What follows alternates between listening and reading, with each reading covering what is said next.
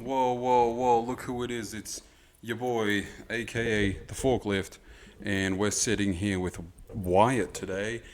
This is a brand new show. This is a brand new show called Uncle Sham.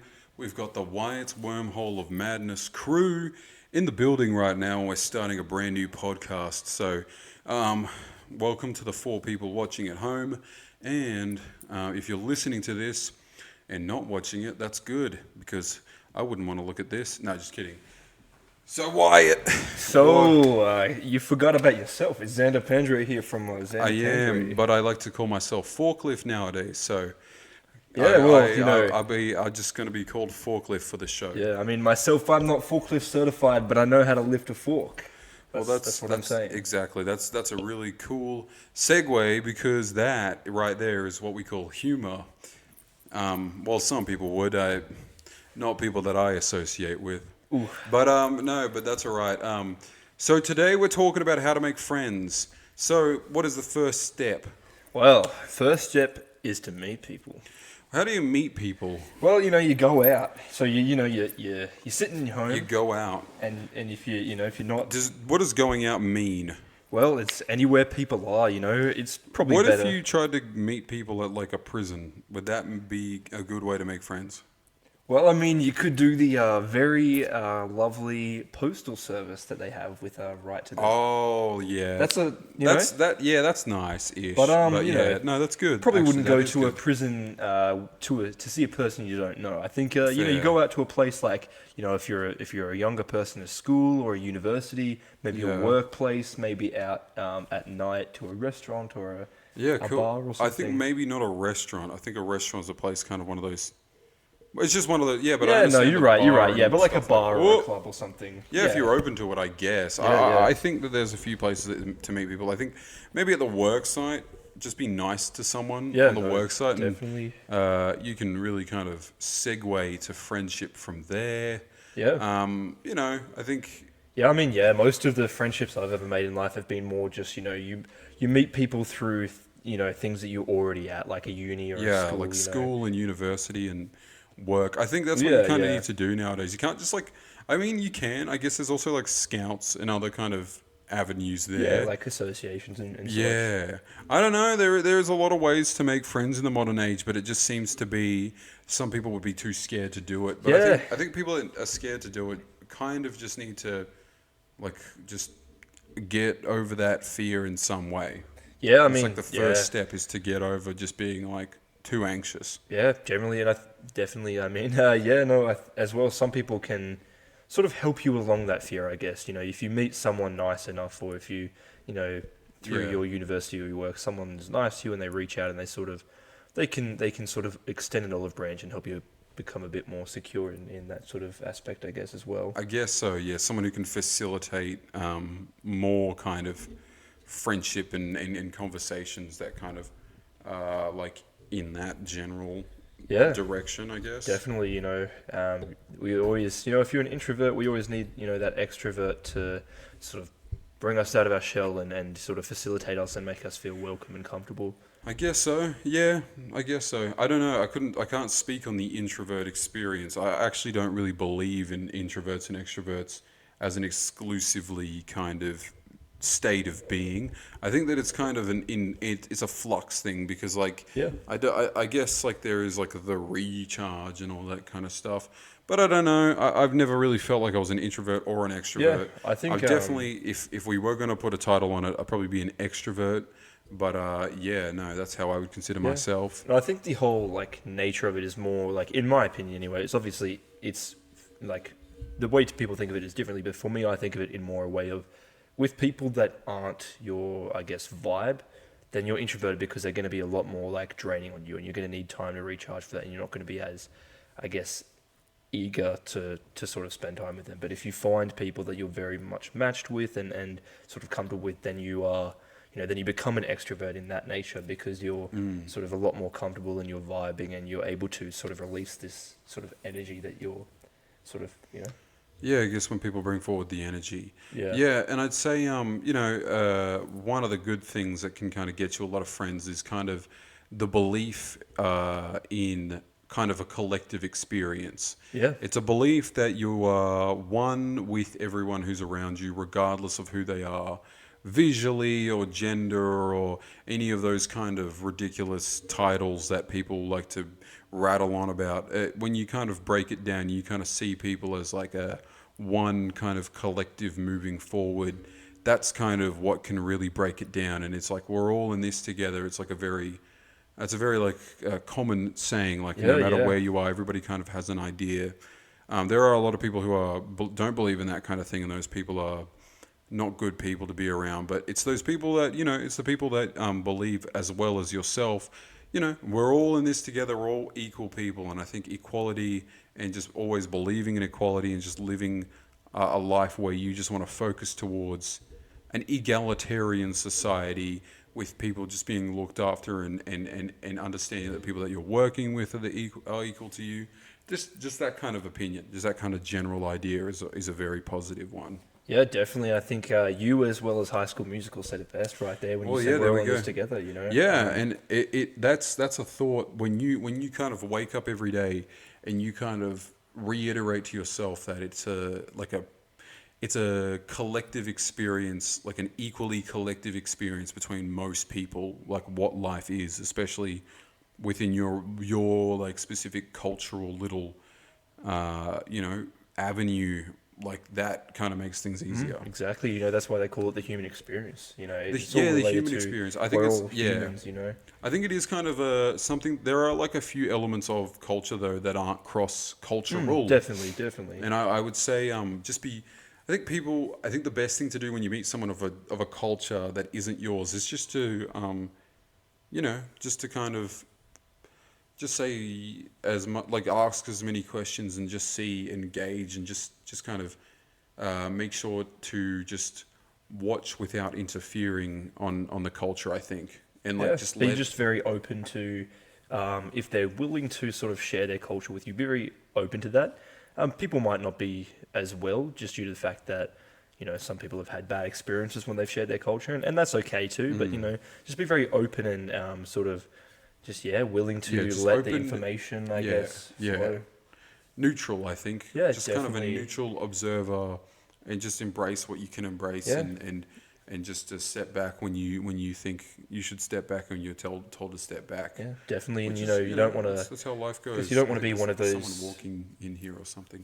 We'll just keep going until we get stopped. Definitely. No, it's good, and I think that's a good motivator and an inspiring thought when you just think that we're all equal, or that we're all equal, as I should say. That is a good motivating and inspiring thought because it kind of neutralizes your opinion on people. You don't think I'm above anyone or anyone else is above you. Definitely. And I think one of the main anxiety factors that the regular person would be other people are better or other people are not going to understand me and stuff like that. It's like, well, sometimes it's not about being understood. It's just kind of about being yourself. And if people don't understand you, that's all right.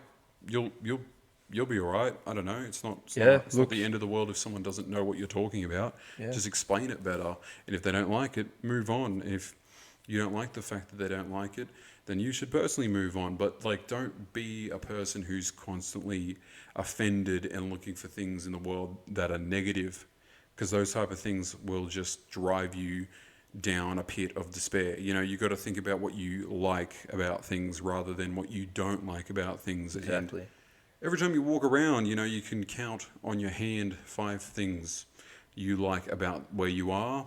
And, you can also think about amendments and how to make things better and stuff like that. Yeah, definitely. I mean, yeah, exactly. We're not trying to say don't think of what's wrong with the world, because, it can be very important to sort of think of better things, but as but you say, in our context of making friends, exactly, yes. But and also when it comes to people, just think about what you like about the people around you. You know what I mean? Like, you want to see the person beside you. You want to think, wow, this person's if they're if they're your friend or even if they're like a stranger, you think to yourself, oh, wow, they seem really kind, or they're really good at this, or they're kind of And tell them that. Yeah, If you're trying to make exactly. friends with them, tell them what you like about them. yeah, and communicate sort of your feelings towards Yeah, and have a light air of confidence, and confidence towards being a jovial character. Yeah, definitely.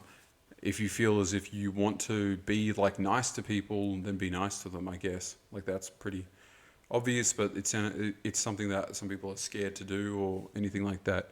But I think one thing that I would move on to based off of that is when to step away from a friend or someone who you considered a friend, and what do people do around that situation? Yeah, so for me, the major factor I kind of have when, with my friends is, are they sort of acting in a way that I would be comfortable being their friend?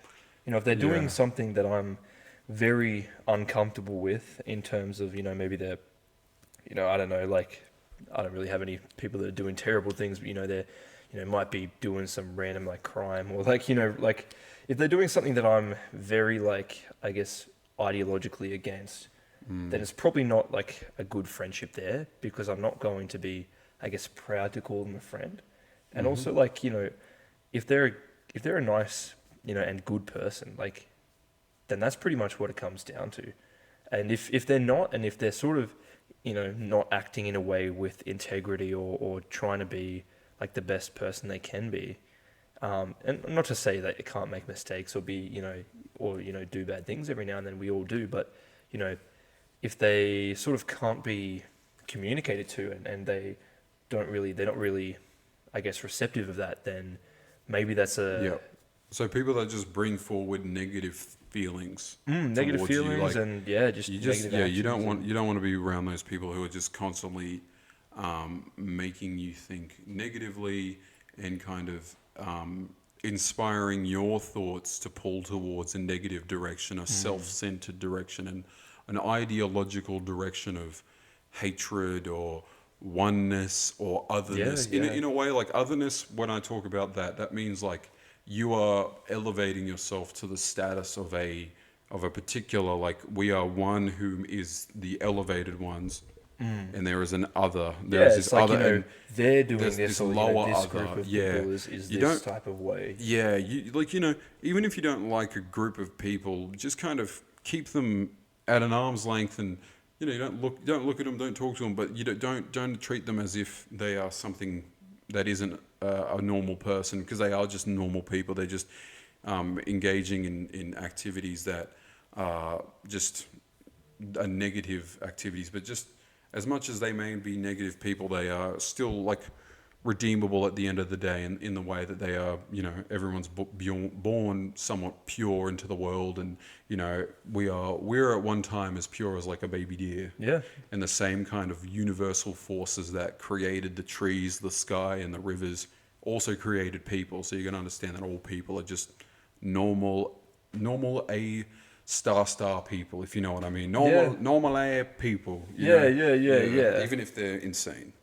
Yeah, look, at the end of the day, like, most people can be, saved, if you know what I mean. Most people, will go through life, and I think when you're at an age like ours, the late teens and the early 20s, there are a lot of people that are indulging into just weird stuff and getting into things that are just weird. They're just being a bit gross, and they're being a bit yucky, and it's like, that's weird, to say it respectfully. So, just step back and let them be who they are for that time, and don't talk to them, don't associate them, and understand that maturity is something that might take a long time with people, and let them be. It's not something you want to be one of those people who has to constantly be on the intervention of people who are in crisis all the time, because people that are in crisis all the time don't need our help as regular folks who just go to work and go to uni.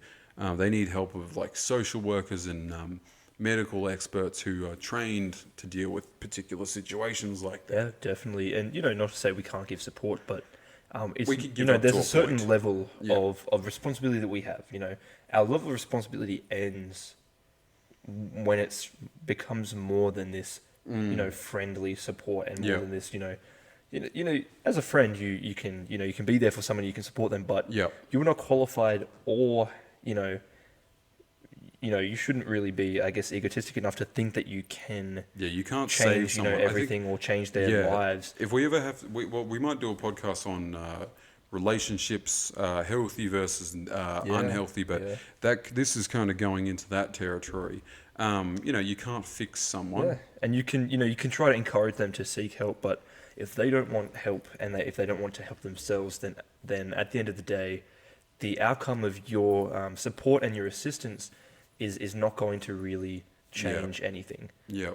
And for some people, it can be really hard for them to even want to find help or to want to, be helped, because in a way, our brains can get addicted to this sort of cycle of, They constant like crisis. they like it. Yeah, they like the idea that someone's always like, "Oh, what's wrong? What's wrong? Oh my God!" Like those people like that, they love it. It is an addiction. You're right. It's just one of those things that they love to rattle on about it. So I've got a little scenario that I've thought of just now. Yeah. So there's a guy named Michael, and he's just made a new friend, Georgia, and he met her in his class. Okay, yeah. So he's in uni, he's in third year, and he's just like, "What up?" He's like, "Yo," and then she's just like, she thinks he's an okay fellow, like from his perspective, he doesn't really quite know her too well, but one day at the dining area, one lunchtime, he rolls up and he's trying to like talk to her, and she's just go away, and he's just like, "Oh, that's so weird." So then he like messages her, "Hey, what's going on with that?" And then she doesn't read it, and then the next time he sees her in class, she's super nice again, and then he's like, "Hey," he's like, "Oh, hi," and she's like, "Oh, how you going? How's the week been?" And he's like, "Oh, yeah, it's been alright. Yeah." He's just so confused, and then afterwards, he tries to like follow her after class, but she doesn't talk to him, and she's just like, "Oh, sorry, man, I gotta go." And then like the same situation happens but the dining hall, but he just like waves at her, and she just lightly waves back, and then when he tries to talk to her, she goes, "Oh, I'm just trying to eat my food. Please go away." What would you tell a guy, guys who get into those situations with classmates and that kind of stuff? What do you tell Michael in that circumstance? Yeah, look, so basically, I think what can happen here is there's a sort of a difference in understanding for, Michael might not necessarily be, meaning to be sort of like, making this other person uncomfortable, like Georgia uncomfortable. So like what we want to first establish is that what you can tell from that story is that he's making her feel uncomfortable. Yeah, it seems that way with what you're saying to to Georgia. Sorry, what you're saying that Georgia's saying. It seems like she's more trying to just be like, when she sees him in class, she's like being polite, and when she sees him around, she'll like wave to him, but she's probably not as keen to, I guess, talk to him outside of class or talk to him like as a friend, because it's more just, I guess, an acquaintance or colleague level of relation. Yeah, exactly. And I think So maybe, how would you convey that to a guy who's only just been in high school and throughout uni's just had like friends who are in this same kind of high school mentality of like, if we're friends in class, we're friends outside of it? I would probably just say, really just probably communicate. Just say, hey, like, some people at uni, they just kind of have their own stuff going on and have their own sort of friend groups outside of uni that they're more keen on, interacting with.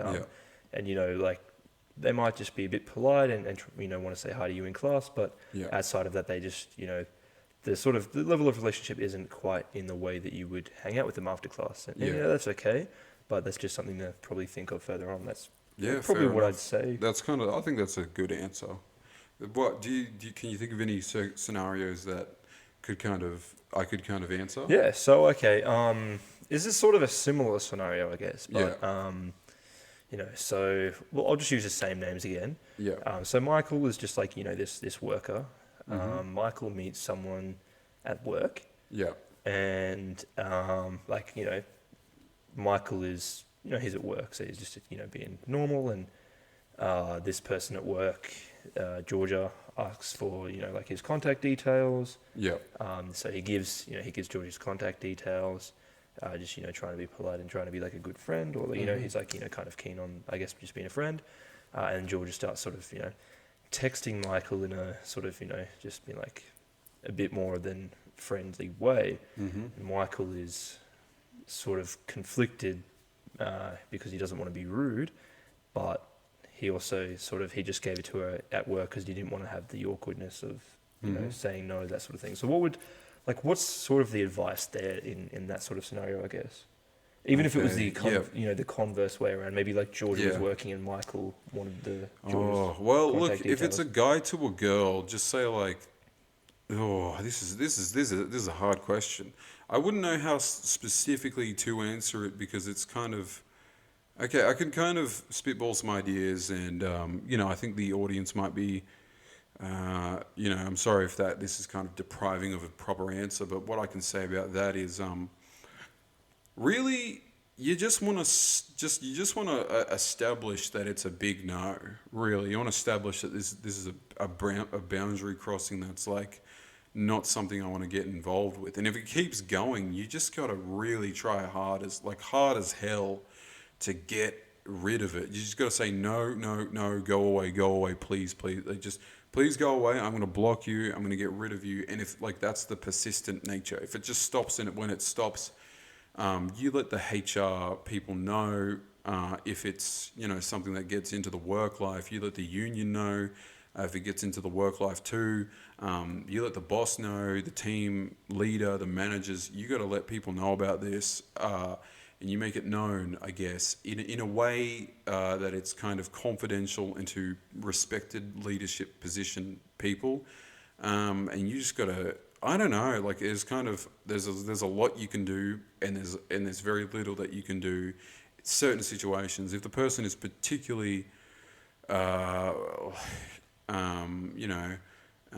resistant to a no, you just gotta really. I don't know. There's a lot you can do there, but there's some options that are just not viable sometimes.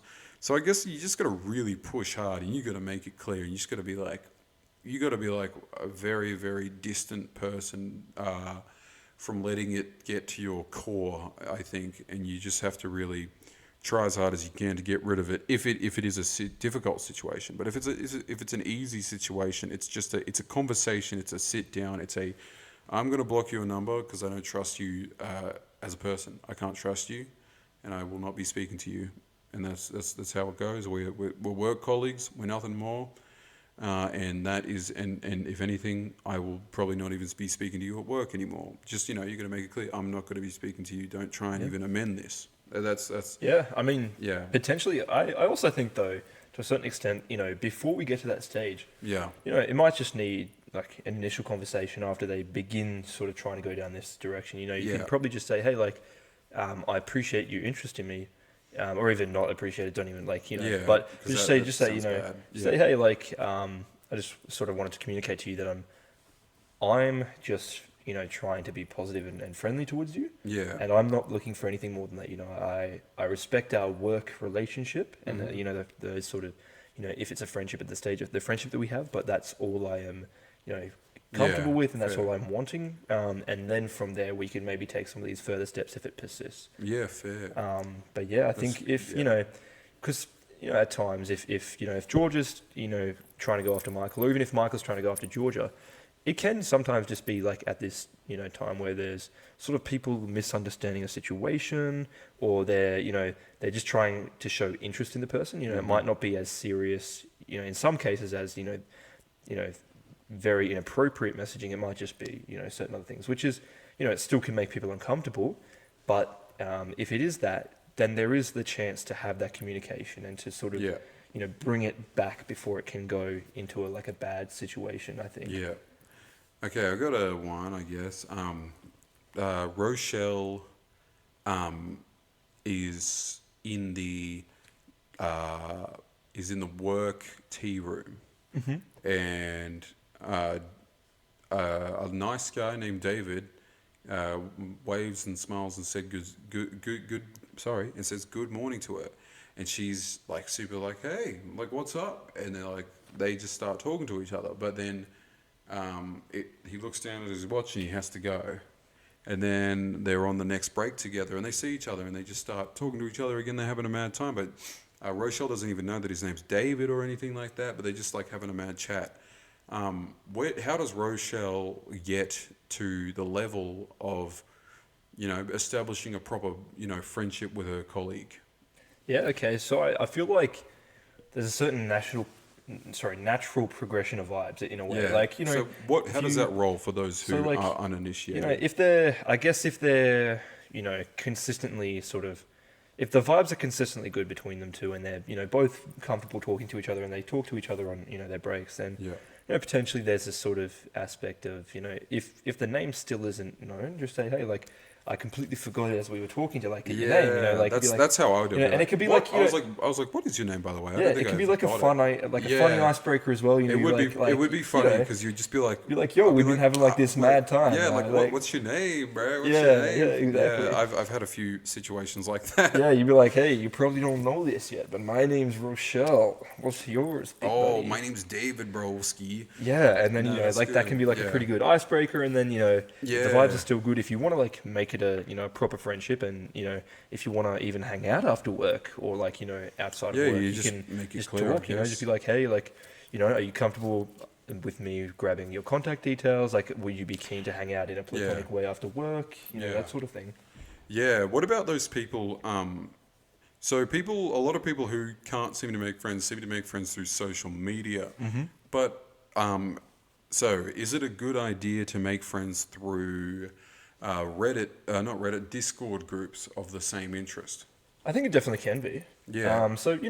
Discord has its positives and negatives, definitely. Yeah. It can be a space for, very good communication and very good sort of the building of friendships. Mm-hmm. I've known people who have forged very like strong like friendships for long term. Yeah. But it can also be a very toxic place as anything can be. So I think yeah.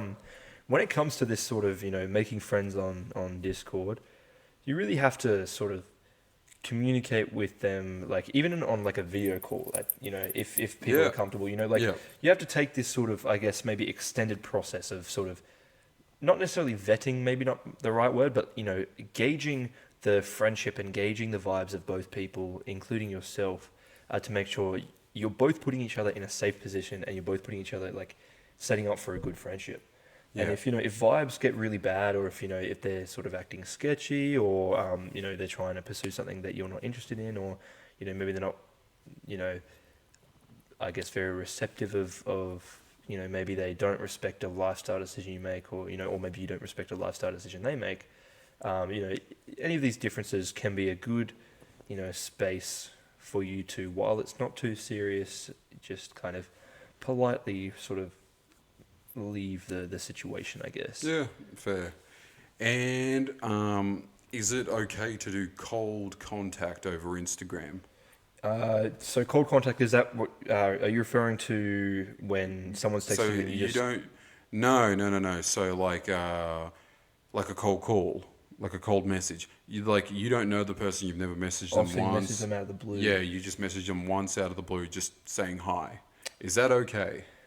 Look, I will be honest. I've actually I've done this before, and it's not a good idea. Like I inadvertently made people uncomfortable because I was sort of reading the vibes very differently. I met someone around uni, and I thought that we were like, I thought the vibes were already like a friendship level. Yeah. So I texted them out of the blue because I'd had their social media. And obviously, like, they were trying to be polite, so they said that we couldn't hang out that day. But, they said, oh, yeah, definitely next time. So, I'd text them again. But that's a bad idea. Like, just don't do that, because it's, unless sort of, especially if you're a guy, if you're there's a much higher chance you're going to make people uncomfortable, because there's also a much higher chance you're going to be... predatory. I think. Well, yeah, I can speak on this a bit more. Yeah. Definitely. Well, yeah. Look, if you're a guy making cold messages to girls, especially that you kind of know as a friend, and somewhat of an acquaintance, I just recommend against it. Even if you have like a long history of like friendship, ish, like acquaintance level kind of base level friendship. Just keep it to yourself. I don't think, it's good to be mates with mates, and mates are usually people that are just the people that want to hang out with you, the people who always talk to you. Exactly. And the people that you see all the time, how you going? Oh yeah, not too bad. Oh, that's good. Yeah, let's get down and let's go do something interesting. And people that you kind of already have this kind of collective shared experience with on many different facets. Those are the people who you should probably just stick by because they're going to be the easiest ones to get along with. Yeah. Cold messaging people, especially girls as a guy, you don't want to do that. Yeah. And It's not like Instagram and Facebook are dating apps, but girls will see it as like, oh, this guy's trying to make a move on me. He's up in my DMs and like definitely. there was like ever since I was in high school, there's a culture of like, oh, in the DM and all that kind of stuff, and like. I guess like it can go well, but it won't go well like the majority of the a time. majority of the time. Yeah. So don't set yourself up in a exactly. world like just don't do that to yourself because it's not a good thing and it's not a good. It makes people feel very unsafe and uncomfortable. And no matter what your intentions are, you've got to think about what the sort of response to that will be and what you would think. If you have a sister, what you would think if someone be quite scary. It can be, yeah. I can assume that a lot of girls because my job is actually around making cold calls to people around certain things. But I can imagine like a girl getting a message from some random guy, and I see it in my own partner's Instagram. Just these random guys, even though I'm all over there, I'm all on that page, and it's obvious who I am. There's still guys who'll be like, "Hi, you seem really cool. Let's do blah, and it's like, hell nah. And she just immediately deletes it. As soon as it comes, it immediately deletes and then blocks the account. That's the attitude. And that's a brave, it's not a brave move, but that's the right move that you should be making, especially if you get a cold message yourself. Like, it's not, you gotta really understand the vibes. And like, I understand the only time when a cold-ish message, but I'll call this a warm message actually. A warm message is when you know someone, you've met them. If it's a guy, two mates who have just become mates and they just want to have a quick chat about something over Instagram and they're messaging for the first time, no reason to be scared around that. If somebody's put something up on their story that you really vibe with, nothing too bad around that. If it's a girl, probably don't. If it's a guy, yeah, go ahead. It's fine. If you're a girl talking to a guy, I don't know what to do around there, but just do it, I guess. There's not much that can, look, I can't be, this is not a 100% of cases thing, but I think you should be generally okay. It just depends on the reasonability of the guy. If you just work colleagues and you need to chat about work stuff, perfectly fine. If you're work colleagues who need to talk to each other for the first time, perfectly fine. There's a lot of circumstances that it's perfectly fine in. If you really wanted, you could comment. Could you make a list of circumstances where it's fine, not fine, and a kind of a grey zone in the middle? I'd say like a nice hot first message is when you are on a dating app. That's the only time you can make a hot message, and I wouldn't call a hot message something particularly raunchy in nature, but just something that's very, very well wanted and very well received would be in a dating setting of two single people who are keen to get to know each other. The cold message and the icy messages are the ones where, hey, you just like, I don't know, when some guy messages a girl out of the blue just trying to say hi, and it's like, that's a bit... definitely.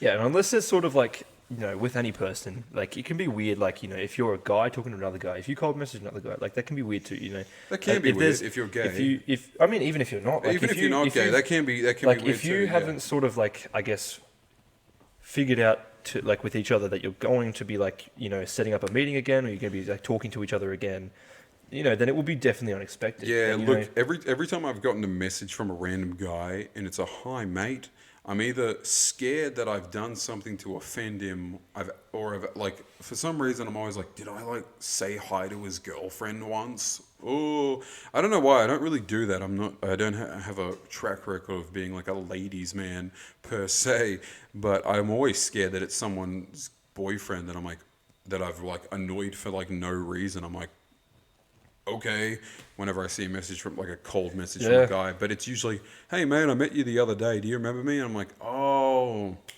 yes I do. and if it's like a hey mate, and then it's like a space and then a big paragraph around something, that's generally fine, because a lot of guys, when they cold message other guys, they'll do it with, it's not a cold, I'll say it's a bit of a warmer one. The warmer message that guys send to other guys is usually some big old paragraph explaining, hi, I met you at the Summit for International Global History, and I just wanted to say I really liked your response to question part A, part B. On the assignment, it's usually some weird thing around that, but it's like, oh, thanks, man. No, I can talk more about that. But a lot of guys won't just be like, hey, if it's hey, bro, don't just, you should run because that guy wants to kill you. Yeah, or even, like random guys can, just be bots or like, scammers. Fair. No, but don't worry if you get a cold message from a guy and it's a guy that you don't know, just delete it. It doesn't matter if you're a guy or a girl, just kind of keep rolling, I think. Yeah, no. Do you have did you ask me the latest scenario? No, you asked me. Okay, So yeah, fair. it was about like cold messaging and Yeah. Okay, so what do you think about I guess for people who are out there who are like maybe unsure, like how can you tell if someone else is keen around the on, corner could be bumping into the mic. How can you tell if someone else is like keen on being your friend, especially if it's like maybe a girl? How can you tell? Friend or if they're keen on being your friend and like crossing that line from colleague to friend and communicating with you further and like hang out with you again, like the guy perspective to girl, like girl, so showing just like general kind of camaraderie and and then also guy. for guys, like how can you tell a guy's like keen on being your mate rather than just like vibing? I think when they say hi first and they just have something to chat about and they want to talk to you and they want to sit with you. And they're like, and they bring you up to other people and they're like, hey, this is old mate. You should go, like, have you guys met? He's a good guy. And when they're kind of positive and they want to like just talk to you about stuff and things, and I guess like that's it. You know? I just say when the general positive vibes are just like popping off. Yeah, that's when I'd say the positive vibes meaning an aura of welcomeness, of openness, of comfort, of like a person who is in like a person who is like giving you effort and giving you energy, not in like a way of like in like I think I know what I think that's what I mean. Just I think also sort of reciprocating the if you're putting down certain like certain friendship vibes, and you're like, yo, like we should totally like do this or hang out. If they're reciprocating, but if it's like, we should actually do that's epic. That's a great idea. Yeah, then generally that would be like they kind of But if they're actually keen, because people can say, oh yeah, like I think a lot like you'll get like if a girl isn't super keen, she'll be like, sure, maybe. But if a guy's not super keen, he'll be like, I don't know about actually, that. yeah, no, you're right. I wouldn't worry. Like guys are pretty honest to other guys on what their intentions are, but girls, because of the kind of a fearful nature, which is a very valid thing, it's like they're just like, oh yeah, maybe. But if they're like totally, like if they're like, woohoo, let's do it. Or if they're the ones contacting first and being like, yo, this week there's this on, we have to go. It's like, oh, 100%. You know what I mean? Yeah, like that's when you know. Yeah, exactly. No. 100%. Okay, I had a question for you. How do you know when someone, like, this is for a guy, how do you know when a girl is into you? Is that something you are good at gauging yourself? Yeah. Well, I'm good at gauging it for other people. I've become a little bit better at gauging it for myself. So when it comes to other people, how do you see that going on? Well, for me, it's based on, like, it's a lot easier, in my opinion, to, like, assess two people collectively than it is to assess myself or someone acting towards me in a way. Like, so basically what I when you look at two people, what do you see? So what I assess is, for me, a history is also like pretty important. Like, if there's a history of two people engaging very like, very well with each other, if there's a history of sort of, consistent sort of, hanging out together, both in the group or in an interpersonal setting, that can be a little bit of a factor, but obviously it can also just, be a friendship factor. But it also relates to the way they're communicating, because they're going to be communicating in a different way to what they're communicating to different friends. you also do have to make sure and be careful because they could just be best friends and communicating differently because they're best friends. So there's a certain vibe about it. You know what I mean? Like, Yeah. sort of there's a, maybe even a more flirtatious nature. Maybe they're physically closer or they initiate more physical contact with each other. Their body language is going to be a little bit different as well. Their eyes are probably going to be a bit more dilated. You probably, like, if you maybe are in tune with, like, the scent or the pheromones, they're probably going to be releasing more like endorphins and pheromones from their body in response to each other. There's probably going to be a nature of physical, like, mirroring, more so somewhat, between, like, understand. people who are a bit closer in that, like, respect. Yeah. There's the female, if there's a female and male sort of, like, heteronormative situation. Yeah. Like, they're probably both going to be, like, very keen on each other. She's going to be showing that she's, like, very keen, and, like, she's going to laugh and sort of pay particular attention to him over other guys. He's probably going to be trying to, like, be funny with her, like, rather than other people. Yeah. Well, yeah, I think we can thing. talk about some things like that.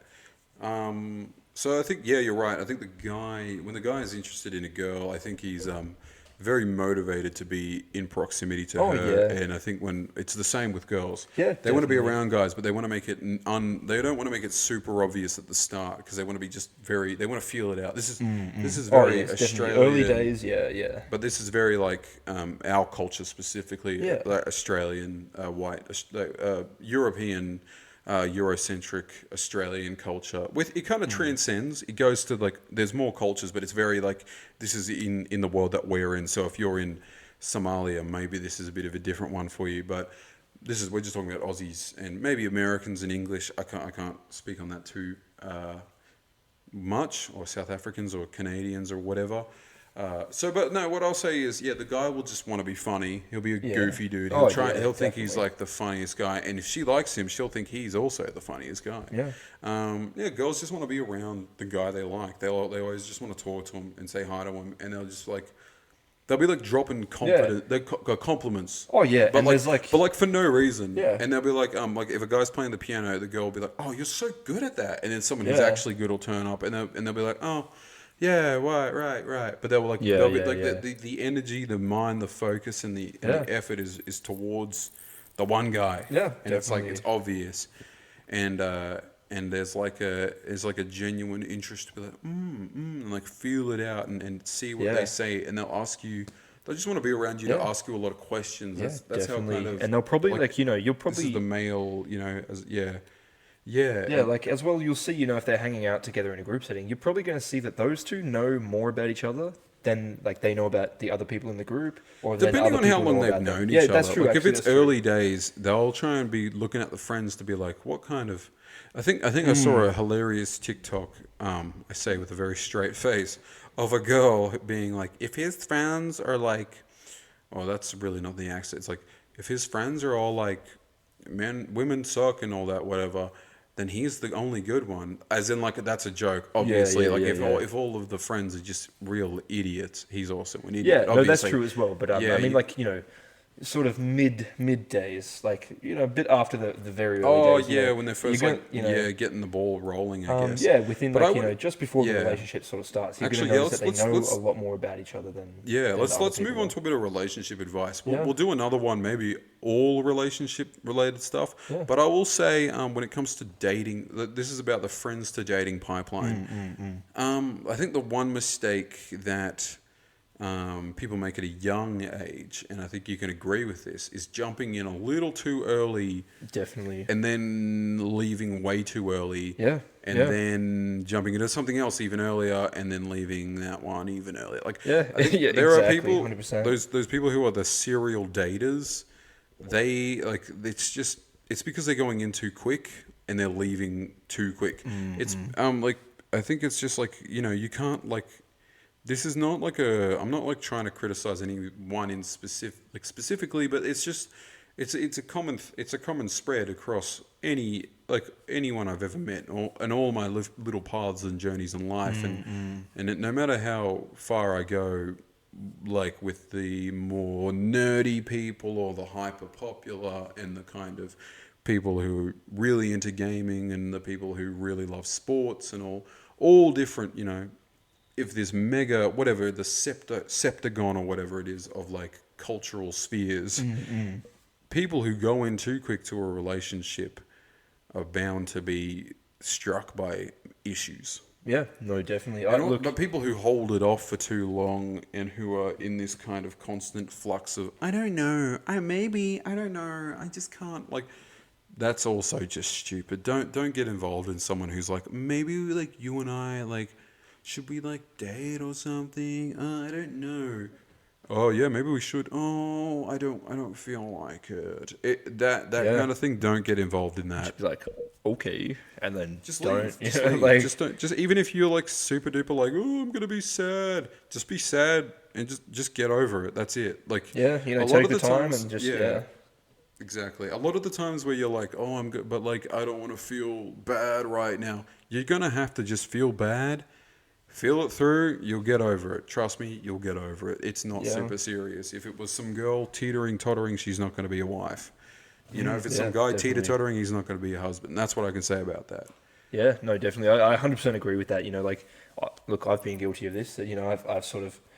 Try to commit too early, too quick. Yeah, exactly. Yeah. You know, like, it can be a very easy thing, especially, you know, for just, you know, if you're going out of a long-term relationship, actually, that's, in my opinion, when you're at most risk. Because you are used to this sort of level of commitment. You're used to this sort of what's feeling. it called? Companionship? Yeah, you're used to not only just the companionship, but you're used to this sort of certain level of like Another interpersonal person. relation. Okay. And so you're keen on like getting to that stage again because you're missing you it. probably want to fast track the Exactly, process. exactly, I can understand, you know, because like you look at the marriage statistics and it's like there's like this many percent of first marriages fail and this many percentage of this like second marriages and then this like it's like it just exponentially goes up and up. Like once you reach the third marriage, there's like it's like very, very highly likely. Yeah. I couldn't quote the specific number. I don't have a laptop or like we do have a phone here, but we don't want to worry about that.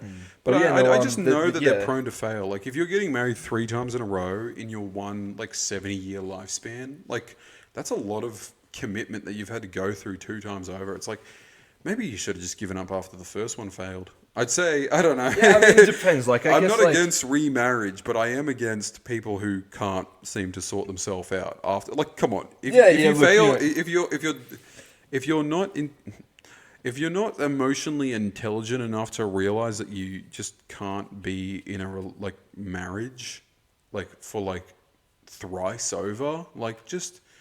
I don't know. Some people are hopeless. Look as well, like you know what I mean. Like I think the issue there is that you're not vetting the people that you're marrying. Yeah. I mean? Like, that's exactly right. If you're going through that's three, what we're talking about, the vetting process. If you're going through 3 marriages within 5 or 7 years. Yeah. Like that's 5 or 7 years of the span of the marriage. No. 3 people within 5 to 7 years. Like, well, that would be just I think that's a rare case, but I think it is a rare case. But I think I think over 30 years, that's that could be more. But yeah, even so though, like 3 people between 30 years is like 1 people every 10 years, which is somewhat long. like that's pretty long, but that's also pretty short. It can be somewhat you reasonable. Raise a 10-year-old in that time. It can be somewhat reasonable if you're vetting them for like that whole 10 years and you're marrying them. I guess so. You know what I mean? Like but it is sort of. I just say like it's. You don't want to like what I was saying essentially is you don't want to be a serial dater and you don't want to be with a serial dater and you do not want to be with someone who's told you like, oh, I've had 8 boyfriends. It's like I'm going to go the other direction. Well, I mean, no, I'm saying that in a way that if they've had 8 boyfriends, which means it's someone who they've committed to being in a relationship with. You might they're only in the 20s. That's a very that's a lot of people that have like failed. That they've been like, no, you're not good enough. You're not good enough. Like it's like when they reach like 30, 40 years, like obviously if they couldn't make it past the first date without and then reached you and you think you're the special one. You're not smart, in my opinion. You're you're too narrow-minded. You're like, trust me, like most people aren't that special. In the way that like, if you think you're going to be the 9th boyfriend that will be the final husband of a 21-year-old, you're not going to make it. Sorry, I guess so. But that's a spicy take. I agree to a certain extent, but like there's so many other potential factors that related to that, right? You know, like, sure, I like guess you could so, be like but you could be it's the ninth boyfriend, but what if like, you know, you were the ninth boyfriend and, you know, you spent a certain, like a really, you know, consistent amount of time vetting each other, and you spent, you know, consistent amount of time building the vibes and building sort of this really good yes, base. if you Like, try really you know, hard, there's of like, course, but like there's always that, you know. but it's a dual effort. Yeah, It's I know, not going to definitely. be No, like exactly, yeah. you can't just expect like, oh, I'm going to try really hard to make this girl my girlfriend, even though like every other dude, like not every other dude, that's just a joke. Even though a lot of other guys have tried and failed, I'm going to be the one. It's not going to be just because of your exceptional effort. It has to be on both ends. Oh, exactly. It You know, has to like, be. no matter how amazing any one person yeah. is, if the second person in that partnership, if the other person is not giving equal effort, if it's not an equal exchange of, you know, feelings and effort and reciprocation, then it's not going to work out. It Yeah. absolutely will not. Yeah. And I think, yeah, I agree with what you're saying there, 100%. Yeah. But hey, look, everybody has a, you know, you're obviously open to doing whatever you like, but I Yeah, would yeah. say you just have to be very, very cautious and step cautiously because everybody is different, but not everybody will treat you very well. Yeah. And you may think you're getting into something real good because like a lot of people who get into those quick, fast, snappy relationship situations, they think they're getting into something good, Yeah, and they think definitely. because it's so good because it's going so quickly. But what you got to understand is when it's going so quickly, it's not a relationship built on much. It's built on a sporadic idea and this kind of purely chemical. This is a bit of a high for me. I'm in it and I'm trying to go as far as I can right now. Yeah, exactly. Rather than being like I met this person and like we had that high for 2 months. Then we were like, you know, the high didn't wear out and our but like it's not I don't It know shifted nature. It the wasn't nature shifted to a maturity, a respectful maturity, and a desire to commit and to be monogamous and to be respectful and to look forward and to work Yeah, towards and a also- construction of a relationship that works on a mutuality. and a commitment to choose each other metaphorically and literally every day. To wake up and, you know, to you know, Yeah, you're sort of or just even have like, oh yeah, we're just in a relationship now. Yeah. like that's good. yeah. Yeah, rather than like But What I mean by that is, you know, like there are several actions in a day that you have the opportunity to metaphorically be choosing your partner, if you know what I mean. Like you have the, Oh, yeah, you know, I if someone think else so, comes yeah. up to you and tries to hit on you, that's your chance to choose your partner again and be like, no, I've got I this guess partner. so. You know, like Yeah.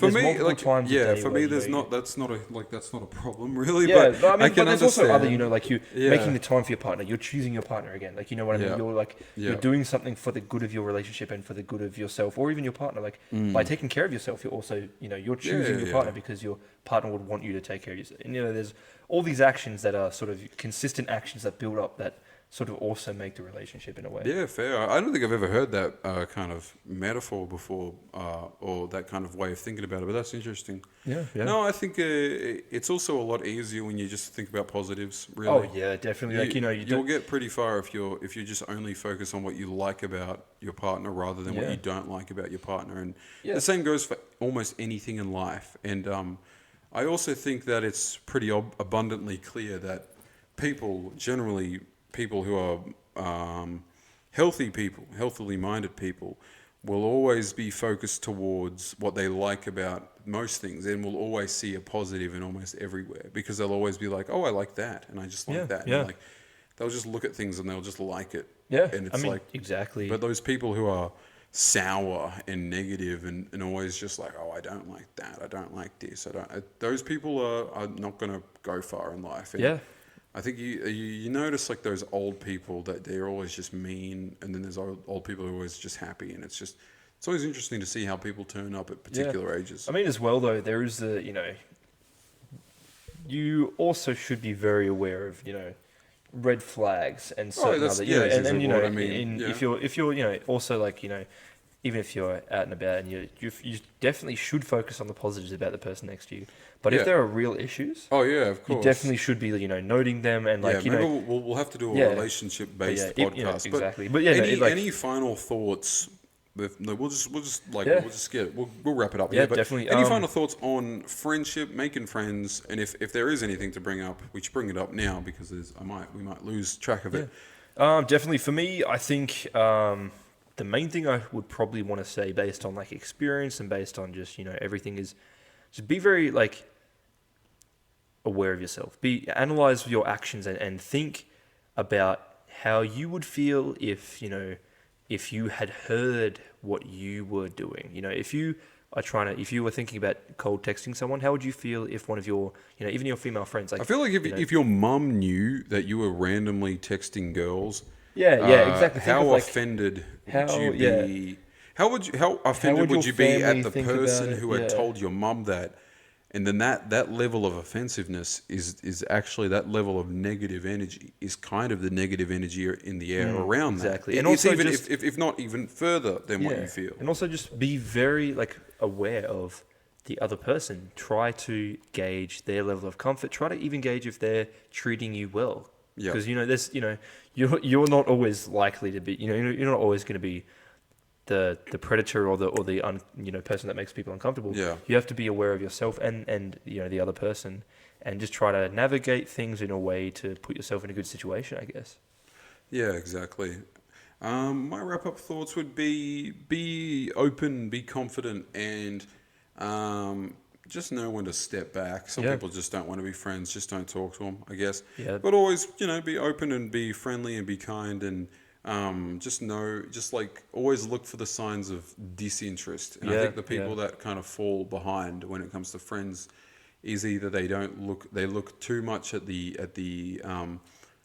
potentials of interest rather than the actual interest, and they don't realize what disinterest is. And Yeah. you just have to know that there will be people in your life that will meet you and will be nice to you, but will not in any way ever be interested in being even a friend.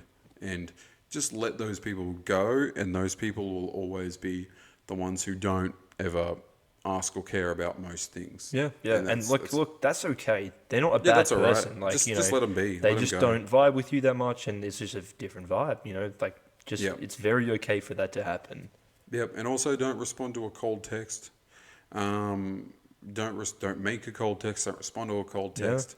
definitely. Always make sure that your boundaries are abundant Yeah. and obvious. Protect your character as well. Yeah, don't give in randomly because you think that everybody in the group will like you, just because you did something cool, like they thought was cool, but you know that when you down the line, it's going to be obvious to Yeah. everybody else that that was a ridiculous, stupid move, and it was actually embarrassing and actually kind of compromised what could have been a friendship with other people. Yeah, exactly. And keep your morals. Like if someone's trying to deteriorate your morals, whatever they are, whatever you feel is right. If someone is trying to take that away and trying to compromise what you value in life and what you believe in, that's probably that's not a good sign. You should really just your morals, if they are true and if you believe in them and if they're good, keep them.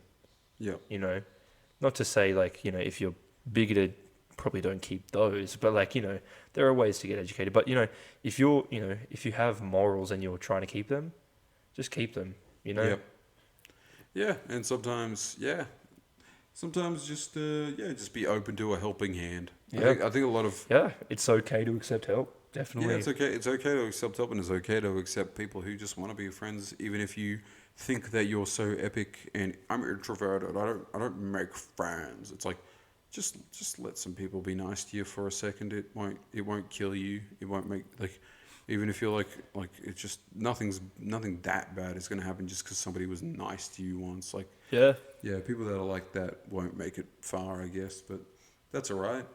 Yeah. Any other final words? I just wanted to say a quick thank you to everybody at home. Yeah. We love the 28 of you. I love all three of you. More Yeah. like it. But yeah. Make sure to be lifting those forks up, eating your 3 meals Yeah, a it's- day and your yep. snackies, drinking lots of water.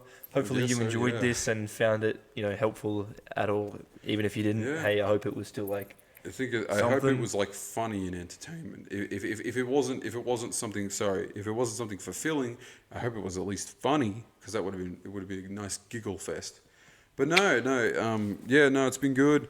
Yeah, This has been definitely. Forklift, and this has been Wyatt, AKA forklifter. Forklifter. There you go. And next episode will be on, I guess, relationships. Yeah, Even though we've definitely. covered a lot of it, we'll go even Yeah, further. we'll be talking about red flags, patterns of negative behavior, etc., and we'll be talking about a lot of that sort of there thing. we go.